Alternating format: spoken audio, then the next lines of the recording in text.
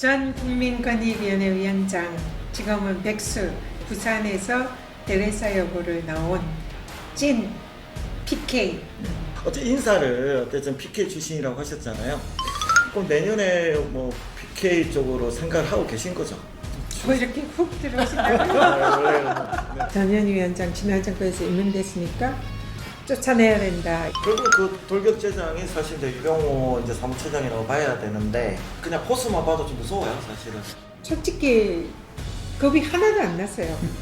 그래서 꿀릴 것도 없고 잘못한 것도 없고 의도가 너무나 뻔하고 보이는 것과 달리 좀 겁이 많구나. 아니 눈에 탁 처장, 찌르고 직원들 겁나 괴롭혀요. 저버렸습니다. 네. 나를 조사를 해서 왜 직원들을 괴롭히고 있어요? 왜 나를 조사를 안 하고 왜 직원들만 계속 불러서 조사를 하냐? 그러면 그게 이제 어떻게 보면 노림수죠. 니 아직도 모르나? 부산, 경남, 휴대폰, 인터넷 치대 지원, 통신생활 아이가 1522-1784 바로 전해봐라. 통신의 모든 것 슬기로운 통신생활. 네, 안녕하세요. 센TV 부산 바꿔야 바뀐다. 김대규 PD입니다. 지금 보시고 계시지만 우리가 항상 이게 특집 얘기만 많이 해가지고 뭐 할 때마다 특집이래. 근데 오늘 진짜 특집입니다. 지금 벌써 며칠 전부터 아주 핫하죠. 지금까지 많이 언론에서는 다룬 얘기 말고 그 외에 정말 비하인드를 이 부산에서 이제 많은 얘기를 해주시기로 하셨습니다. 오늘 모셨습니다. 직접 우리 인사를 한번 하시죠. 네, 안녕하세요. 전 국민권익위원회 위원장, 지금은 백수 전현희입니다. 경남 통영에서 태어났고 또 부산에서 대레사 여고를 나온 찐 PK 출신입니다. 그래서 오늘 우리 고향의 많은 시청자분들 함께해서 굉장히 반갑고요. 그리고 오늘도 재밌게 좋은 시간 보내도록 하겠습니다. 잘 부탁드립니다. 자, 그리고 오늘도 변함없이 예, 반갑습니다. 윤준호입니다. 안녕하십니까. 수영이의 딸 강윤경입니다. 자, 한 번 더 하십시오. 예, 반갑습니다. 재송, 단여, 단송 지역구를 둔 전 국회의원 윤준호입니다. 반갑습니다. 네, 반갑습니다. 네, 저희 프로그램을 이렇게 시작을 합니다. 자, 그래서 좀 거꾸로 갈게요. 대부분은 이 얘기부터 할 거라고 그쵸, 공수처 얘기부터 할 거라고 생각하겠지만 그거 말고 어째 인사를 어쨌든 PK 출신이라고 하셨잖아요. 그럼 내년에 뭐 PK 쪽으로 생각을 하고 계신 거죠? 뭐 이렇게 훅 들어오신다고요? 원래 네. 지금 권익위원장 그만두고 네. 지금 사실 1년간 가까이 탄압을 받았잖아요. 네. 그래서 심신이 많이 지쳤습니다. 그래서 아직 구체적으로 진로를 어떻게 할지 정하지 못한 상태고요.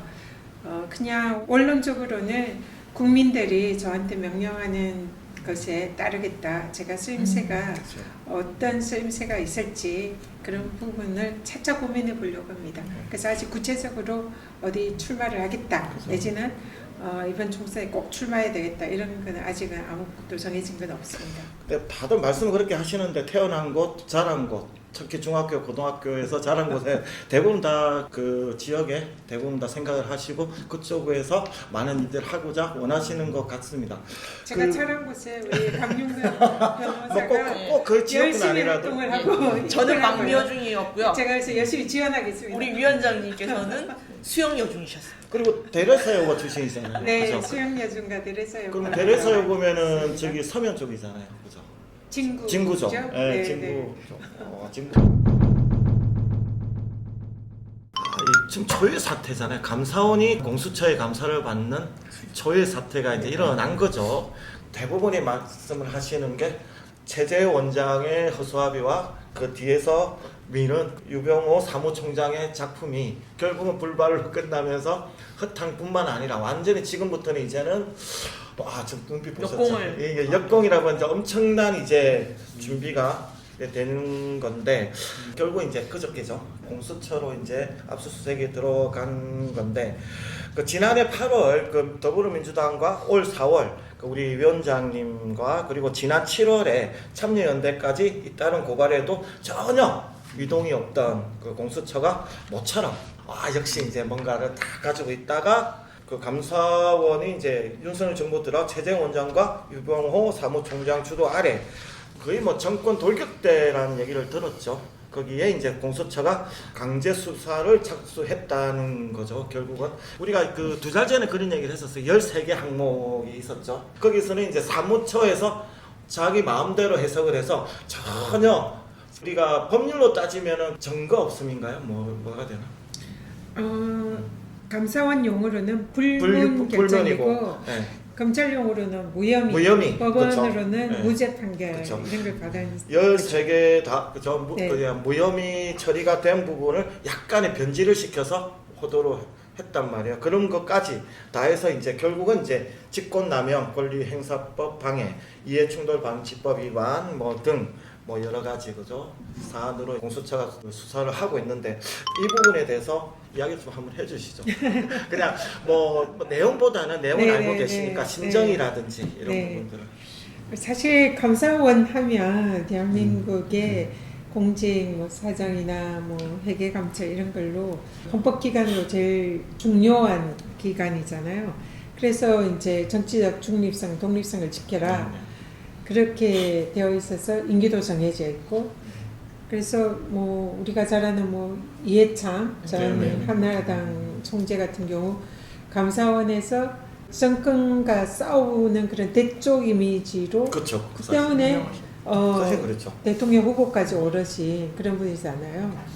근데 그런 이제 감사원이라는 기관이 그런 기관인데, 그러니까 대통령하고도 맞짱뜨고 싸워야 되는 사실은 그런 기관으로 하라는 건데, 이번 정권의 감사원은 처음부터 감사원장이 감사원은 대통령 국정운영 지원기관이다. 그렇죠. 그렇게 얘기를 하고 마치 대통령과 함께하는 대통령을 보좌하는 기관인 것처럼 얘기를 하면서 시작을 했는데, 아니나 다를까 이제 정권에서 전현 위원장 지난 정권에서 임명됐으니까 쫓아내야 된다 이런 신호를 보낸 거 아닙니까? 그렇죠. 근데 저 같은 경우는 법에 임기가 딱 정해져 있어요. 그리고 직무상 독립을 지키도록 법에 규정이 돼 있고, 그렇기 때문에 감사원장이랑 똑같아요. 그렇죠. 감사원장도 지난 정권에 문재인 정권 때 임명이 됐습니다. 근데 이분은 새 정권이 오니까 나는 대통령 국정운영 지원 기관입니다 하면서 딱 거기에 이제 바꿨죠. 충성 맹세를 하니까 거기는 물러나라 안 하잖아요. 근데 저는 이제 뭐 그런 게 없으니까 이제 저기 바꿔야겠다 그렇게 했겠죠. 그러니까 그 칼을 이제 저한테 쓴 거죠. 근데 감사원이 그렇게 하면 안 돼요. 그부터 일단 말이 안 되는 거고. 그래서 그런 부분에서 감사원이 무너졌다는 부분이 굉장히 화가 나죠. 이번 네. 그 국정감사에서도 보면 감사원장의 하는 얘기라든지 유병호 사무처장이 하는 얘기 보면 너무 당당하게 뭐 감사원은 뭐 약간 무슨 국무기관 아니냐 뭐 약간 국무기관처럼 그죠? 그러니까 행정부의 행정부의 하나의 어떤 기관처럼 이렇게 착각을 하면서, 그러니까 그게 이제 바로 국기문란이죠. 그렇죠. 헌정질서 문란이고, 우리 헌법상의 감사원은 독립된 기관으로 헌법기관으로 해놨잖아요. 그러니까 그런 거 하지 말라고 그러니까요. 헌법에 규정이 되는데, 그런 걸 다 무시하면서 대통령에게 우리는 뭐 뭔가 국정을 지원하는 기관이다 이러는 거는 그거는 진짜 있을 수 있는 헌법 질서를 무너뜨리는 그런 일입니다. 결국 그 돌격제장이 사실 이제 유병호 이제 사무처장이라고 봐야 되는데, 저는 좀 궁금한 게 그냥 포스만 봐도 좀 무서워요 사실은. 그냥 뭔가 잘못 아니, 안 건드리면 무서우실 것 아니 뭐 같은데. 잘못 건드리면 큰일 날 것 같아요. 막 그런데 그게 네. 매일 이런 거 헬스 이런 하고 거랑 그죠. 뭐 그런 걸 엄청나게 많이 한다고 하고 말투도 그렇잖아요. 그래서 이게 좀 운동을 많이 한 그런 느낌이 있어요. 머리도 짧고 맞아. 머리는 예, 그래서 약간은 외적으로는 그렇게 보이는데 저는 사실 속으로 그렇게 생각했습니다. 오히려 센 사람이 약하죠. 그렇죠. 저한테 이제 뭐 엄청나게 그 사실상 검찰의 특수부에 해당되는 특별조사국 그 조사관들을 권익위에 한 15명 가까이 와. 바로 투입을 해가지고 권익위에 와서 상주하면서 조사를 했거든요. 한 2달 가까이. 그렇죠. 네, 그러니까 완전히 우리 공무원들은 감사원 하면 제일 무서워하거든요. 그러니까 공포 분위기가 이제 쫙 깔리는 거죠. 그리고 다들 이제 벌벌벌 떠는데 저는 사실은 솔직히 겁이 하나도 안 났어요. 와. 그래서 뭐 저희가 뭐 꿀릴 것도 없고 잘못한 것도 없고 저 의도가 너무나 뻔하고 근데 우리 직원들을 괴롭히니까 화가 나잖아요. 그렇죠. 그래서 근데 제가 직접 본 적은 없으니까 근데 어느 날 우연히 이제 을지 연습이라고 총리가 주재해서 장차관들이 모여서 훈련하는 게 있어요. 그 을지 훈련 연습에 갔는데 그게 온 거예요. 그래서 멀리 근데 위반복도 못 받으셨잖아요. 지금. 멀리 앉아 있는 거 보고 제가 화가 나가지고 저도 멀리 있다가 아 저기 있더라고요. 그래서 그게 딱 가가지고 앉아 있더라고요. 그래서 제가 딱 가가지고 전현입니다. 앉아 있다가 그래 그때 두 손을 했습니까? 아니요 앉아 있다가 주춤주춤 일어나는 아, 거예요. 자기가. 이제 제가 그래가지고 제가 딱 째려보고 앞차려.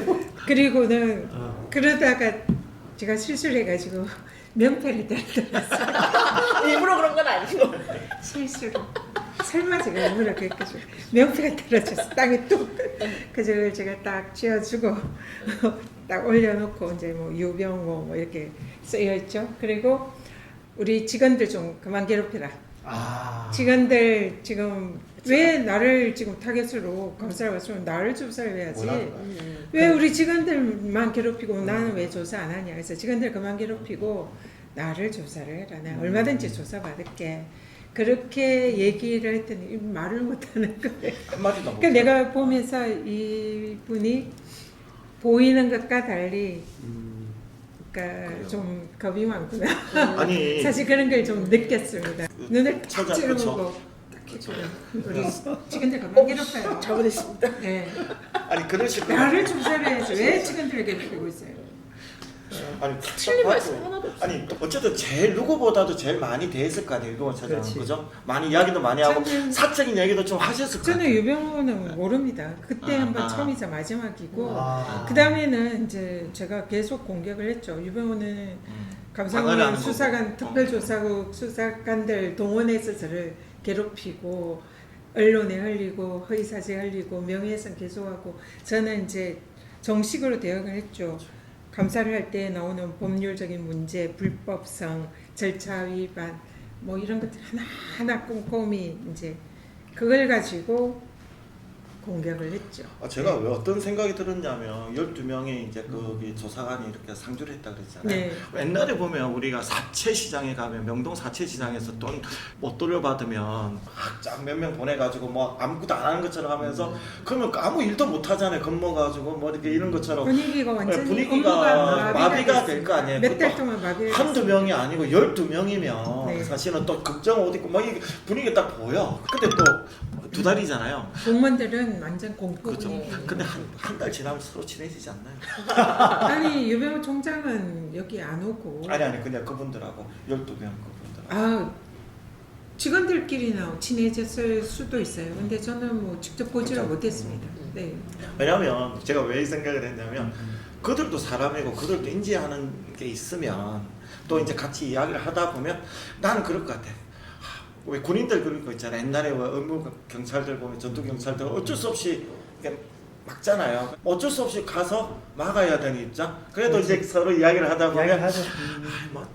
전 위원장님이 저희도 뭐 사실은 뭐 이렇게 되는 게 아닌 건 알죠 하면서 좀 뭔가가 분위기가 타협안이 그러니까 들어오죠. 뭐 그것들만 기척만에 좀 분위기가 좀 있지 않았을까 뭐 그런 생각은 좀 들긴 하는데 그래도 12명이 이건 억압이죠 사실은. 네, 그래서 위에서 거기 지시가 있으니까 감사원 조사관들도 그렇게 하지는 못하고 그냥 지시대로 움직이는 거고 저를 조사를 안 했잖아요. 그러니까 그쵸, 제가 그러니까. 조사관들을 접할 기회가 없었어요. 그래서 직원들을 통해서 그 조사관들이 나를 좀 조사를 하라고 하는데 위에서 이제 뭐 조사하지 말라 그런 지시가 있었는지 모르지만 조사를 안 하잖아요. 그래서 저도 굉장히 답답했습니다. 왜 나를 조사를 안 하고 왜 직원들만 계속 불러서 조사를 하냐. 그러면 그게 이제 어떻게 보면 노림수죠. 그렇지. 압박을 해서 그렇지. 이제 제가 부담감으로 사퇴를 하도록 직원들을 그렇죠.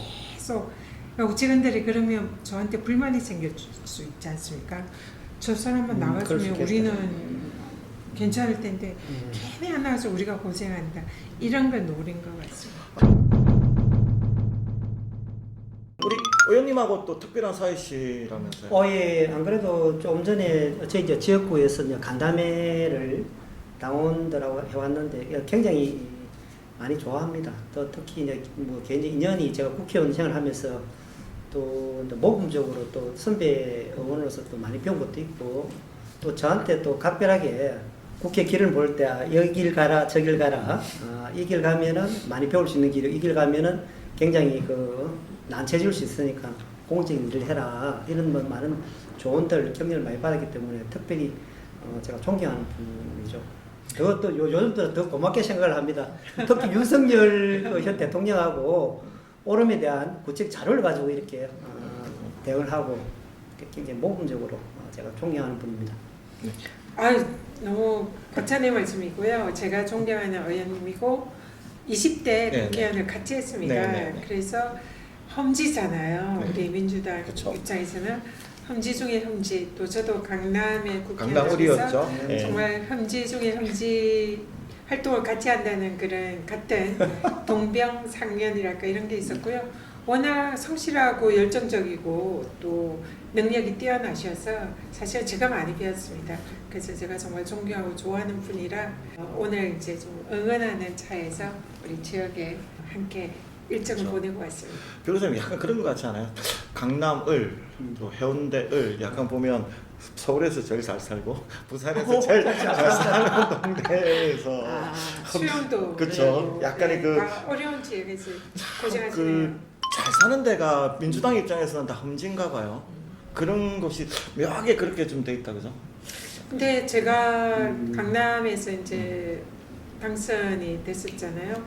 다들 그렇게 생각하고 좀 약간 지레 그쵸. 포기하고 그쵸. 그냥 안 된다 이렇게 하는 패배의식이 있었는데요. 사실은 그렇게 생각할 필요가 전혀 없는 것 같아요. 우리 민주 진영의 지지자들은 그러니까 예를 들면 뭐 부자 동네는 그쵸. 여당 쪽, 그다음에 이제 좀 덜 부자 쪽은 민주당 쪽 이런 이제 공식 같은 게 있었는데 제가 보기엔 꼭 그게 맞지 않은 것 같습니다. 그러니까 얼마든지 열심히 하고 정성을 다하고 능력 있다고 인정되면 그걸로 펴주는 사람들 많기 때문에 그걸 보여주신 게 우리 그쵸. 네, 전현희 그래서 의원님이셨죠. 두 분들도 저는 뭐 틀림없이 열심히 하겠습니다. 잘 되실 거다 생각합니다. 유일하게 잘 사는데 지금 아직 안 되신 분인데 이 얘기 들으면 어떤 생각하세요? 아 진짜 열심히 해야 되겠구나. 그렇죠. 한 번은 하셔야 될 거 아니에요. 한 번은 뭐 한 번 일단 시작은 해야 될 거 아니에요. 좀 다들 일단은 좀 한 번씩은 하셨는데 저는 다음에 다시 이제 또 전현희 위원장님 뵙고 어떤 느낌이었냐면 특히 오늘 내가 저 장수를 따르면 나도 승리의 기쁨을 맛보지 않을까라는 오늘 그런 기분이 들었습니다. 그래서 우리 전현희 위원장님의 전술과 전략을 잘 배워가지고 수영부에 저도 깃발을 꽂겠습니다. 제가 팁을 드리면 정성입니다. 그래요? 왜냐하면 표는 사람의 마음을 넣는 거잖아요. 근데 모르는 사람들이 표를 주려면 그분의 마음을 얻어야 되거든요. 네. 근데 그러려면 정말 피와 땀과 눈물이 들어가야 됩니다. 그 위원장님이 그 어려운 데서도 많이 이렇게 또 국회의원도 하시고 저번에 또 아쉽게 참 진짜 아쉽게 그렇죠. 이렇게 강남을에서 아쉬운 건 더 아쉬웠던 것 같아. 뭐 서울하고 좀 틀리게 사실은 뭐 강남을도 마찬가지지만 부산, 경남, 그죠? 뭐 대구, 경북은 깃발만 꽂히면 뭐 우리가 뭐 빨간색 당이 된다, 뭐 국민의힘이 된다는 그래서 국민들의 어떤 정서보다는 이 윗사람들의 저기 그죠? 용산에 있는 분의 마음만 맞추려고 하는 게 지금 많이들 보이는데 특히나 이 PK가 많이 심하잖아요. 이제 이걸 보시면 어떤 생각 드세요? 같은 맥락인데요. 제가 이제 요즘 전국을 좀 많이 이렇게 순회를 하고 다니는 편인데 불경이 어렵다고 그랬잖아요. 제가 경남에도 가보고 또 고향이 통영에도 가보고 그랬는데 제가 사실 깜짝 놀란 거는 강남의 경우에는 내가 민주당 당원이다라고 밝히고 활동하는 사람이 거의 없습니다.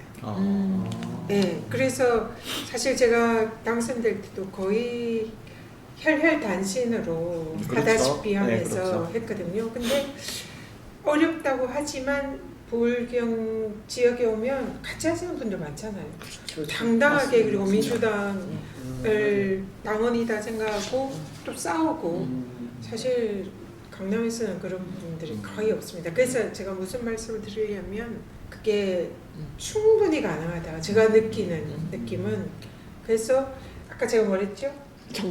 정성, 피와 땀과 눈물. 그러니까 낮은 자세로 정성을 다하고 사람의 마음을 얻으려고 노력하면 저는 충분히 가능하다고 생각합니다. 그래서 절대로 뭐 패배의식에 젖을 필요도 없고 여기는 너무나 지금 싹이 그쵸. 많이 좋다. 타가 좋다. 저는 분위기가 상당히 특히 부산 같은 경우에는 분위기가 상당히 좋아지고 있어요. 지금 뭐 민주당 입장에서 보자면 우리 뭐 이게 제가 그게 아닌데도 요즘 막 이렇게 민주당 쪽 이야기를 하다 보니까 이런 것 같은데 사실 분위기가 상당히 많이 좋아지는 것도 있고 심지어는 가끔 여론조사를 보면 오히려 수도권보다 민주당 그죠 당심이 더 여론조사가 더 올라갈 정도로 지역에 따라서 조금 차이는 있지만 그만큼의 지금 현 정부가 많은 헛발질을 하고 있고 특히나 부산부터가 벌써 이렇게 오염수나 그죠 여기 역사 문제나 이런 것 때문에 많이들 이야기를 하고 계신데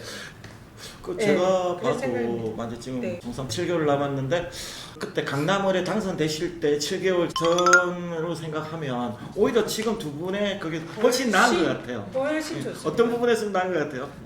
거기는 진짜 독립운동하듯이 네. 숨어서 당원 활동하는 거. 내가 민주당 당원이다 하면 그 중에서 꼭 찍혀서 뭐 사업도 못하고 비즈니스도 못하고 뭐 그러니까 내가 민주당 당원이다라고 하는 것 자체를 두려워하고 드러내지 않고 숨어서 하고 그러니까 이렇게 사람들을 모아서 으쌰으쌰 할 수 있는 것 자체가 없어요. 근데 오늘 제가 우리 의원님 지역구에도 가봤지만 완전히 이거는 너무너무 잘하시더라고요. 지지하는 분들도 많고 우리 수영도 아마 그런 분들 많을 거다 생각해서 용기를 가지고 네. 틀림없이 그 열심히 하면 가능하다. 그러면 네, 그런 하나 더 생각이 여쭤보고 싶은 들더라고요. 게 원래 결정타라는 게 필요하거든요. 그때도 이렇게 뭔가 뒤바뀌는 결정타가 있었을 거 아니에요, 그죠? 좀 해운대나 수영을 좀 생각을 했을 때 어쨌든 여기도 보수 성향이 상당히 강한 지역이란 말이에요. 그러면 이런 부분들은 어떻게 좀 하면은 좀 결정타가 됐다. 옛날 좀 생각을 하실 때. 제가 그 사실 강남에 이제 출마를 결심하면서 본격적으로 선거운동을 시작을 한 게 한 10월경부터인 것 같습니다. 그래서 아직 그렇죠. 그래서 몇 달 못한 거죠. 사실 한 5개월 그쵸. 정도. 근데 제가 계획을 세웠던 거는 그 유권자가 뭐 많아봤자 한 10만 명 되나요? 그렇죠. 네, 그러니까 뭐 각 지역이 10만 명 비슷할 맞습니다. 텐데 10만 명의 마음을 얻으면 되는데 다는 어렵고 그 중에 50%만 얻으면 되잖아요. 그러면 한 5만 명. 그렇죠. 그러니까 5만 명 정도만 확실하게 마음을 얻으면 되는데 그래서 저는 무조건 일단 손을 잡자. 그래서 모르는 사람 사실 쉽지 않아요. 모르는 사람은 저는 또 이렇게 원래 좀 잘 약간 못하실 것 같은데. 내성적이라 잘 네, 그러니까, 못합니다. 네. 근데 일단 손을 잡고 또 그냥 잡으면 안 돼요. 정성을 다해서 정성. 내 마음이 그 손을 잡은 순간 느껴져요. 가고 알죠? 아시죠? 그런 텔레파시 간절한 나 당신 존경하고 정말 사랑합니다. 표를 드리고 싶어요. 그런 마음이 들게 정말 왜냐하면 이 손잡는 게 투표까지 딱 한 번이잖아요. 맞아. 네. 몇 번을 뵐 수 있겠어요. 네, 맞아. 그러기 때문에 그 절절한 마음을 전달하기 위해서 지금도 느껴졌어. 그러니까 네, 좀 들으시면서 그게 손 한번 복선입니다. 잡아보고 싶어. 어떤 생각 드셨어요? 진짜 어떤 생각 드셨어요? 당연한 이분을 건데 아주 당연한 건데 이분을 믿고 싶다. 그러니까 이제 신뢰가 딱 가는데 손을 딱 잡는 순간. 그래서 요즘도 이 사람에게 전화 표를 맡기고 오거나 싶다. 뭐 문자 같은 거 보내는 분이 그때 이제 저랑 악수를 길거리에서 만나서 한번 했는데 그리고는 찍었다. 그러니까 악수를 그냥 악수가 아니라 마음을 담은 악수를 하면 그분은 찍을 확률이 한 60-70%는 된다. 사실 그쪽으로 따지면 우리 그 의원님이 그쪽으로는 어디서 아이, 지시는 너무 분이 아닌데 엄청나시죠. 어떤 생각이 제가 드셨어요? 대단하십니다. 아니, 그 네. 이제 코로나 전후가 좀 바뀌는 거죠. 그치요, 지금 같은 그치요. 경우는 이제 서울 잡기가 참 네. 어쨌든 좀 난처한데 위원장님이 이제 골자는 그거죠. 땀과 눈물과 피와 피, 땀, 눈물. 헌신한 정성. 헌신한 부분인데 그것들이 삶에서 우러나오는 거니까 그러니까 아주 힘든 강남이라는 그 지역을 극복해냈다는 것들은 타의 모험이 충분한 거죠. 제가 왜 계속 이거를 좀 여쭤봤냐면 좀 답답합니다. 이게 특히 이 정권 들어오면서 원래 뭐 TK, PK가 그냥 뭐 깃발만 꽂으면 된다는 게 워낙 강하긴 했지만 이렇게까지 강하지는 않았어요. 정말 진짜 줄만 서면 왜냐면 사람을 이게 공포 정치를 하잖아요. 근데 그게 민주당이나 그 야당에 대한 공포 정치를 하는 게 아니라 자기 안에 식구들한테도 공포 정치를 해요. 그러니까 나한테 말 들으면 해줄 거고 말 안 들으면 뭐든지 다 쳐낸다. 와, 엄청난 공포 정치를 하다 보니까 뭐 지역민들이 어떤 거기는 관심을 안 가지는 거예요. 그냥 오로지 내가 어떻게 하면 용산에 잘 보이지? 이거 내가 이 한마디 하면 용산에서 알아줄까? 이 생각밖에 안 하는 것 같아요. 그런 거 좀 느끼시죠? 지금 전반적으로 지금 대한민국 사회가 네. 약간 공포에 질려 있는, 두려워하고 있는, 그리고 그 때문에 자기 검열하고 있는 그런 분위기. 저도 뭐 그걸 엄청나게 지금도 느끼고 있으니까요. 뭐 이 정권을 검찰 독재 정권이다 뭐 이런 식으로도 표현을 많이 하잖아요. 검찰뿐만 아니라 공직 사회는 뭐 감사원이라든지 그렇죠. 어쨌든 권력 기관을 통해서 억압 통치를 하는, 사실 뭐 군부 독재 시절하고도 비교될 정도로 그런 전반적인 사회적 분위기가 있어서 그런 게, 근데 우리 대한민국 사회가 이제는 굉장히 민주주의도 성숙이 됐고 선진국이잖아요. 그래서 거기에 국민들이 뭔가 짓눌려 있는 것처럼 보이더라도 지금 뭐 여론조사라든지 이런 걸 보면은 국민들은 그걸 이미 알고 있다. 그래서 그런 듯이 보이나 그러나 실제로는 국민들이 저는 이길 거다. 그래서 그런 부분에 있어서도 오히려 이런 부울경에서 정치하시는 분들이 또 기회가 될 수도 있다. 그쵸. 그래서 더 열심히 하시면 좋겠다. 그런 생각합니다. 저는 우리나라가 대통령제잖아요. 어릴 때부터 그렇게 배워왔고 교과서에도 그렇게 나오는데 정말 강력한 대통령제구나라는 걸 최근에 들어서 진짜 느끼고 있어요. 이게 대통령이 이게 그냥 제왕적이고 네. 전제적인 대통령제구나라는 거를 우리는 그냥 이렇게 민주주의의 대통령제는 그냥 서로 소통하고 이렇게 견제는 하지만 이런 줄 알았는데 이게 내가 말로만 듣던 제왕적, 이게 어떻게 보면 프랑스가 제일 강력한 뭐 대통령제를 하는데 거기보다 훨씬 더 큰 우리 의원도 그런 생각 많이 좀 하시죠? 아니 요즘은 어제마다 천막 농성을 시작을 하고 이틀째였는데 두 분이 저희들과 생각이 다른 그 방류수를 뿌리면 아무 이상이 없다는 정부하고 똑같은 입장을 온 사람이 강력하게 항의를 하러 공개적으로 있는 데서 도발적인 행위를 하러 온 거예요. 근데 깜짝 놀랐어요. 보통 그런 거 보면 자기 생각이 다르면 그만 지나가잖아요. 그래서 싸움을 오는 문화가 돼버리는 거예요. 그래서 제가 집에서 뭐 어떤 생각을 했냐면 노무현 대통령 생각했어요. 뭐냐면 체류탄에 한 데서 딱 그 서면 한복판에 딱 앉아가지고 딱 나를 밟고 지나가라고. 그 기분이 딱 드는 거야. 내가 양보하면 안 되겠다. 그렇죠. 나는 죽어도 좋다. 나는 내가 한평생 35년 동안 부산을 지켜왔는데 너희들의 그 압박과 압력과 거기에 굴할 것 같으냐고 나를 밟고 지나가라 이놈들. 내가 절대 양보하지 않을 것이다. 그래서 내가 딱 버티고 있어야 되겠다. 이게 뭐냐고 도대체.